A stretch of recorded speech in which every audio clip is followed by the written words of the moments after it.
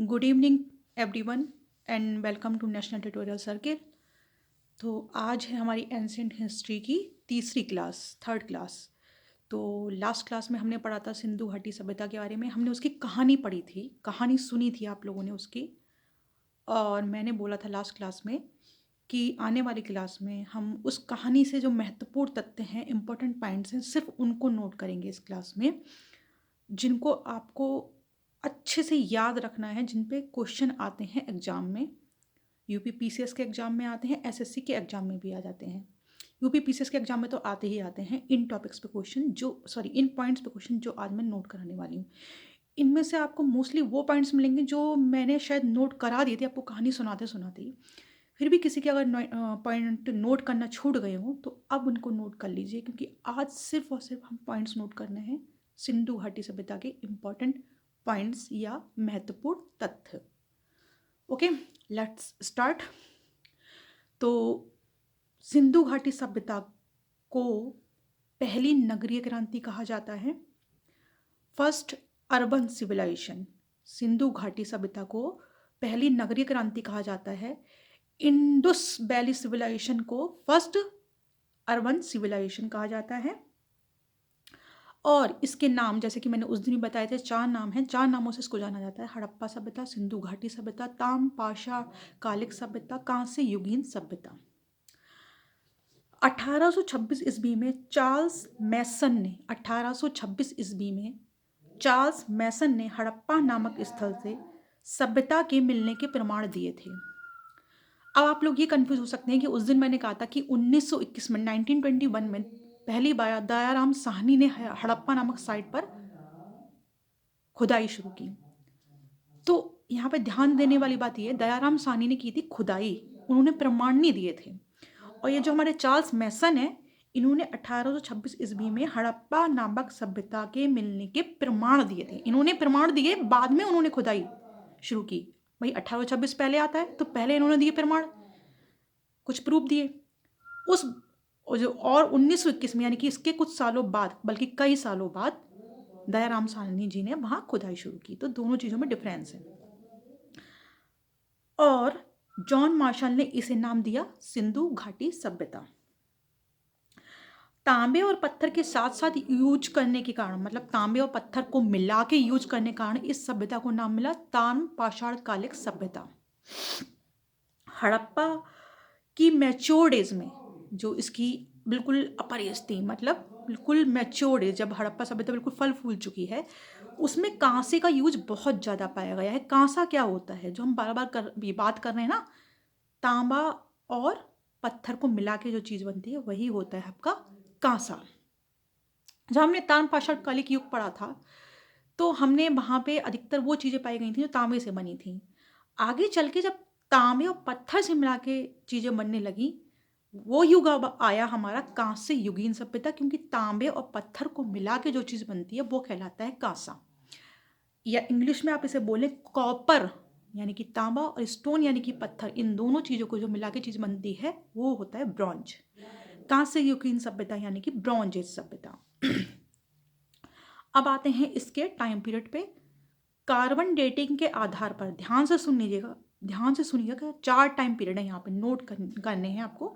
Carbon dating के आधार पर इस सभ्यता का समय 2500 से 1750 बीसी माना गया है। कार्बन डेटिंग के आधार पे 2500 से 1750 बीसी। अब इसी, ये तो एक टाइम पीरियड था, यहाँ पे टाइम पीरियड भी अलग अलग है। ये तो कार्बन डेटिंग के आधार पर था, और तीन कुछ विद्वान मान लीजिए, स्कॉलर्स मान लीजिए, इतिहासकार मान लीजिए, उन्होंने अपने अपने हिसाब से इसके टाइम पीरियड डिसाइड किए हैं। मार्टिन व्हीलर पहले आते हैं हमारे, मार्टिन व्हीलर, उन्होंने इसका टाइम पीरियड निर्धारित किया 2500 से 1500 बीसी। 2500 से 1500 बीसी। डीपी अग्रवाल दूसरे आते हैं, डीपी अग्रवाल, इन्होंने इसका टाइम पीरियड रखा 2300 से 1750 बीसी। 2300 से 1750 बीसी। और जॉन मार्शल, इन्होंने इसका टाइम पीरियड रखा 3250 से 2750 बीसी। तो ये चारों फैक्ट बहुत ही इंपॉर्टेंट हैं, क्योंकि इन पे कभी भी क्वेश्चन आता है तो कन्फ्यूजन क्रिएट होती है। तो ये चारों चारों सॉरी, गलत बोला मैंने, ये जो फोर आपके मैंने पॉइंट्स नोट कराए हैं टाइम पीरियड को लेके, ये थोड़े से याद करने वाले हैं, इनको थोड़ा रटना पड़ सकता है, इनमें कोई शॉर्ट ट्रिक काम नहीं करती है।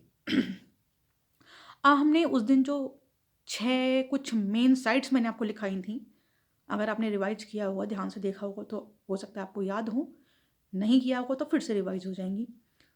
उन साइट्स का के बारे में अभी हम फिर से जिक्र करेंगे और ये जिक्र करेंगे कि वो साइट्स किस किस नदी के किनारे पाई गई और किस किसने उनकी खोज की, खोज नहीं सॉरी, उत्खनन, उत्खनन कहते हैं खुदाई को।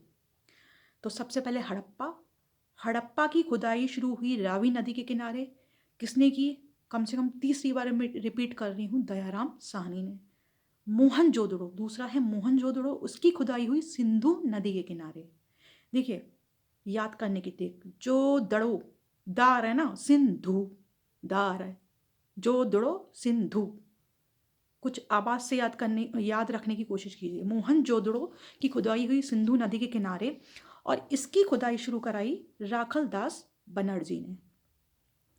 तीसरा आता है चहुंदड़ो, तीसरा आता है चहुंदड़ो। अब इसमें भी दा आ रहा है और कॉमन चीज़ ये है कि इसकी खुदाई भी सिंधु नदी के किनारे शुरू हुई। तो याद रखना आसान होगा ना, सिंधु नदी के किनारे 2 जगह हुई खुदाई हुई, मोहनजोदड़ो और चहुंदड़ो। नाम भी एक जैसे हैं, चहुंदड़ो, मोहनजोदड़ो, और किसके किनारे, सिंधु नदी के किनारे। इसकी खुदाई कराई एमजी मजूमदार ने। मज़े की बात यह है कि इनके नाम में भी दा है, मजूमदार। और साथ में अर्नेस्ट मैकी ने, दोनों लोगों ने मिलकर इसकी खुदाई शुरू कराई, उत्खनन शुरू करवाया।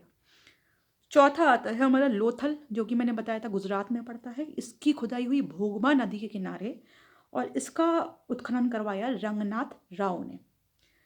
फिफ्थ है हमारा कालीबंगा। कालीबंगा का मैंने मतलब भी बताया था, काली मतलब काले रंग की, बंगा मतलब चूड़ियाँ। कालीबंगा की खुदाई हुई घग्गर नदी के किनारे और इसको कराया 2 लोगों ने मिलकर, ए घोष और बीबी लाल। ए घोष और बीबी लाल।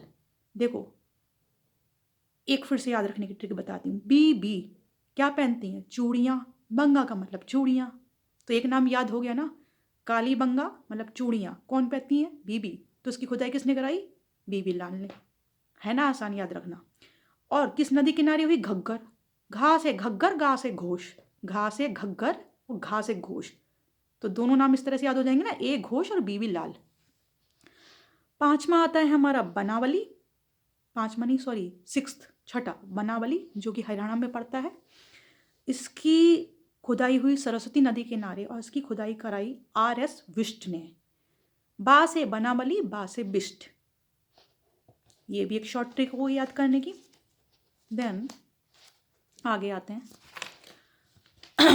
अब हम आते हैं जो 2 मेन साइट्स हैं, शुरू की 2 मेन साइट्स। उस दिन भी मैं बोला था कि ऐसे तो बहुत सारी साइट्स हैं, 6 के नाम भी लिखवाए थे, उसके अलावा भी कुछ साइट्स हैं, लेकिन 2 बहुत ही ज़्यादा मेन है, जो हड़प्पा मोहनजोदड़ो हैं। इनके बहुत से फैक्ट्स ऐसे हैं जिन पे क्वेश्चन आ जाते हैं। तो सबसे पहले पढ़ते हैं हम हड़प्पा के बारे में। और ये तो हम जान ही चुके हैं कि इसकी खुदाई रावी नदी के किनारे हुई, ये भी एक पहला पॉइंट हो गया इसका। अब इसमें क्या क्या पाया गया, वो मेन चीज़ है जिस पे क्वेश्चन आते हैं। तो इसमें पाया गया 12 कक्षों का, कक्ष मतलब कमरे, 12 कक्षों का स्नानागार। स्नानागार बोले तो स्विमिंग पूल, 12 कक्षों का स्नानागार। स्नानागार स्विमिंग पूल भी हो सकता है, या फिर एक ऐसा स्थान जहाँ पे स्नान करने के लिए लोग जाते हों, जैसे आजकल वॉशरूम वगैरह होते हैं, बाथरूम वगैरह होते हैं। आप ये याद रखिए 12 कक्षों का स्नानागार वहाँ पाया गया। कर्मचारियों के आवास, जैसे कि आजकल हम देखते हैं ना, जहाँ ऑफिसेस होते हैं, कहीं अधिकारियों के ऑफिस होते हैं, वहाँ पे कर्मचारियों के लिए अलग से आवास बने होते हैं। तो वो भी अर्बन सिविलाइजेशन थी। शहरों में जैसे बने होते हैं ना, बीडीए कर्मचारियों के लिए बने होते हैं, और भी कुछ कर्मचारियों के लिए बने होते हैं, इलेक्ट्रिसिटी कर्मचारियों के लिए अलग से कॉलोनी बनी होती है, पुलिस वालों के लिए बने होते हैं। तो ऐसी वही अर्बन सिविलाइजेशन थी, तो वहाँ पे कर्मचारियों के आवास पाए गए हैं। मोहरें, जो कि मैं पहले ही बता चुकी हूँ, सील्स पाई गई हैं। पीतल का इक्का पाया गया, और खेती में जौ और गेहूं के साक्ष्य बोले तो एविडेंसेस पाए गए। ये नगर 2 हिस्सों में विभाजित था, ये नगर 2 हिस्सों में विभाजित था। यहाँ से एक कब्रिस्तान मिला है जिसे R37 नाम दिया गया है। तो ये थे हड़प्पा के कुछ मेन फैक्ट्स जिन पे क्वेश्चन आते हैं। अब हम आते हैं मोहनजोदड़ो पे। ये तो अभी हमने थोड़ी देर पहले ही पढ़ा कि मोहनजोदड़ो कौन सी नदी के किनारे खुदाई हुई इसकी, सिंधु नदी के किनारे। ये भी लास्ट क्लास में बता चुकी हूँ कि मोहनजोदड़ो का सिंधी में मतलब होता है मृतकों का टीला। लास्ट क्लास में मैं बोला था प्रेतों का टीला, तो प्रेत वही तो होते हैं जो मर जाते हैं, मृतक होते हैं, वही तो प्रेत बनते हैं। तो प्रेतों का टीला कह लीजिए, मृतकों का टीला एक ही बात है। यहाँ पे एक विशाल अन्नागार मिला है। अन्नागार बोले तो अन्न रखने की जगह। और इस अन्नागार को मोहनजोदड़ो की सबसे बड़ी बिल्डिंग माना गया है। कांसे की नृत्य करती हुई मूर्ति मिली है, स्त्री की नृत्य करती हुई, यानी कि नर्तकी की मूर्ति मिली है कांसे की। पशुपति की मोहर मिली है, घोड़े के दांत मिले हैं और गीली मिट्टी पर कपड़े के साक्ष्य मिले हैं। और लास्ट में ये आज का लास्ट पॉइंट है और मोहनजोदड़ो का भी लास्ट फैक्ट है कि वहाँ मिला है महाविद्यालय भवन, यानी कि स्कूल भी थे। कहाँ थे, कौन सी साइड में मिले, मोहनजोदड़ो में। कौन सी सभ्यता में, सिंधु घाटी सभ्यता में। तो ये थे सिंधु घाटी सभ्यता के कुछ मेन फैक्ट्स। कहानी आप सुन ही चुके हो, इनको अच्छे से रिवाइज कर लीजिएगा, याद कर लीजिएगा। और यहाँ पे सिंधु घाटी सभ्यता का चैप्टर हमारा क्लोज। एंड नेक्स्ट वीडियो में, नेक्स्ट क्लास में हम पढ़ेंगे वैदिक संस्कृति। सिंधु घाटी सभ्यता के बाद हमारी शुरुआत होती है वैदिक संस्कृति की, तो नेक्स्ट क्लास हमारी उसकी रहेगी। आज के लिए बस इतना ही। और एक बात कहना चाहूँगी, करंट अफेयर्स की क्लास मेरी 2-3 दिन से नहीं आ पा रही किसी वजह से, लेकिन ऐसा नहीं है कि वो करंट अफेयर्स उन डेट्स के आपके नहीं मिलेंगे। वो जो भी रीज़न है, वीडियो अपलोड नहीं हो पा रही, कुछ भी दिक्कत है, लेकिन वो रेडी है, आप तक पहुँचेगा, ज़रूर पहुँचेगा। हर दिन का करंट अफेयर पहुँचेगा और कोशिश ये करूँगी कि डेली के डेली करंट अफेयर पहुँचे। लेकिन जो 2-3 दिन के नहीं पहुँचे हैं उनकी वीडियो भी आपको अवेलेबल होगी, जल्दी अवेलेबल होगी। तो आज के लिए नमस्कार, इतना ही।